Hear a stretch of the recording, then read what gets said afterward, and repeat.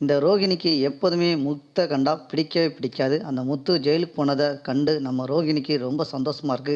இதே ரோகிணி ஜெயிலுக்கு எப்போ போறான்னு பார்ப்போம். சிறகடிக்க ஆசை அடுத்தது எப்படி போகுதுன்னு பார்ப்போம். மறக்காம நமது சேனலை சப்ஸ்கிரைப் பண்ணிக்கோங்க. இங்க முத்து காரை வந்து என்னன்னா அந்த டிராஃபிக் இன்ஸ்பெக்டர் கொண்டு போயிருந்தாரு. அந்த கார் மேலே நிறைய ஒரு பொய்யான கேஸு போடுறாரு. ஏற்கனவே ஒரு ஆக்சிடெண்ட்டு ஆன கேஸை இந்த கார் மேலே எஃப்ஐஆர் போட்டு அந்த முத்தை அரெஸ்ட் பண்ணி நான் எப்படியும் 6 மாதம் உள்ளே தள்ளாமல் விட மாட்டேன்னு அந்த இன்ஸ்பெக்டரு செய்தார்.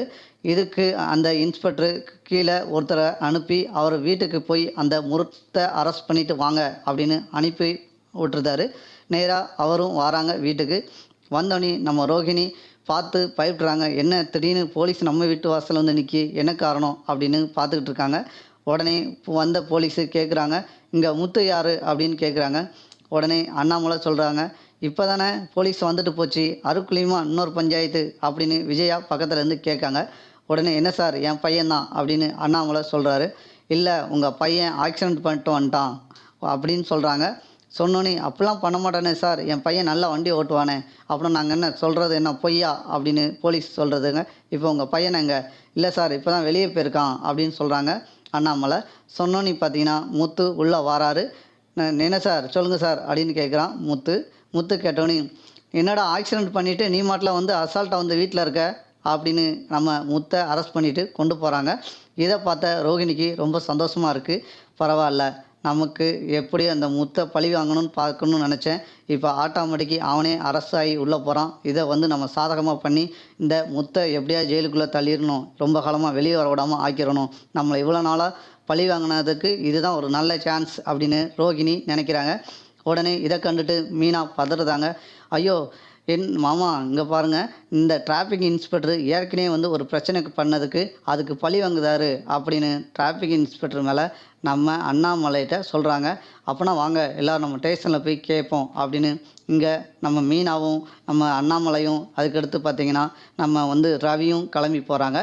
மற்றவங்கெல்லாம் நம்ம விஜயாவுக்கு ஏற்கனவே முத்து மேலே எப்போவுமே பிடிக்காது. அதனால் வந்து அவன் எப்படியும் போனவன் அடிக்கடி அவனை விருந்து வீட்டுக்கு போன மாதிரி தானே போயிட்டு வருவான் அப்படின்னு விஜயா வீட்டிலே இருந்துடுறாங்க. நேராக ஸ்டேஷனுக்கு கிளம்பி போகிறாங்க. அடுத்த சீனில் என்ன நடக்கு அப்படின்னு பார்த்தீங்கன்னா இந்த சீனில் முடியுது. அடுத்த சீனில் நமக்கு வந்து நம்ம விஜயா உடனே நினைக்கிறாங்க, இந்த முத்து தேவையில்லாத வேலையை அத்தனை செய்கிறது தான் வேலையாக இருக்குது.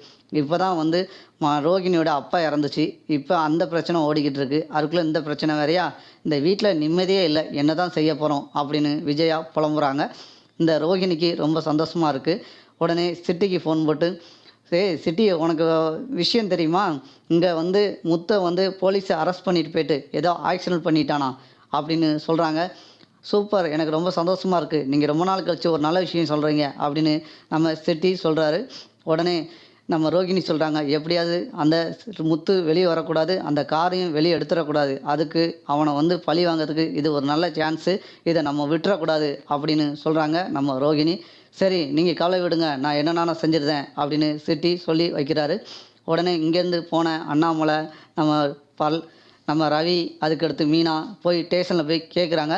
கேட்டு சார் என் பையன் எந்த தப்பும் செய்யலை சார், இந்த சார் வந்து பொய்யான வந்து கேஸ் பதிவு பண்ணியிருக்காரு அப்படின்னு சொல்கிறாரு அண்ணாமலை.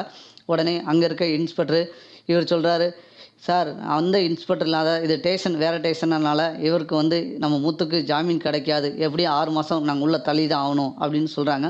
ஏற்கனவே வந்து இந்த கார் மேலே 2 கேஸ் இருக்குது அப்படின்னு மாதிரி சொல்கிறாங்க. பொய்யான வழக்கை சொன்னோன்னே நமக்கு ரவி கேட்குறாரு, என்ன சார் இப்போ தானே சார் அவர் ஒன்றே போனதுக்கு தானே சார், அங்கே வந்து அந்த குட்டச்சியில் கூட அந்த ஃபோன் கேமராவில் போய் என்னென்னா பார்க்கலாம் சார் அப்படின்னு சொல்கிறாரு.